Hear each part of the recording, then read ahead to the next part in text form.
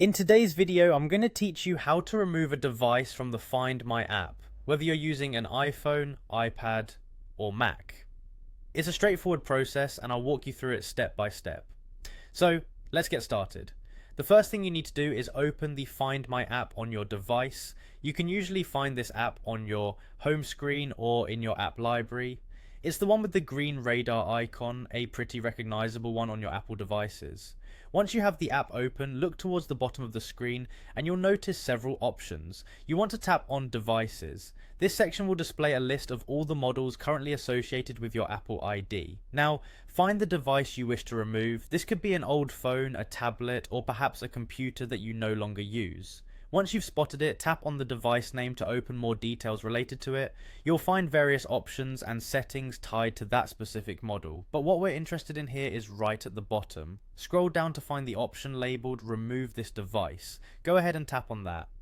At this point, the app will ask you to confirm your decision. This is just a precaution to ensure you don't accidentally remove a device you still need on the app. Follow the prompts and confirm when asked. Before we wrap things up, there are a few important notes to consider. Firstly, to remove a device from the Find My app, it must be offline. If the device you're trying to remove is currently online, you'll need to turn it off first. This ensures that it can be removed cleanly from your list of devices. Additionally, make sure that you're signed in with the same Apple ID that was used to set up the device initially. This can prevent any unnecessary hiccups in the process, as Find My is tightly linked to your Apple ID for security reasons. If for some reason the device doesn't appear to be offline even after you think you've shut it down, just go back, ensure it's completely turned off, and try the process once more. And that's it. You've now successfully removed a device from the Find My app.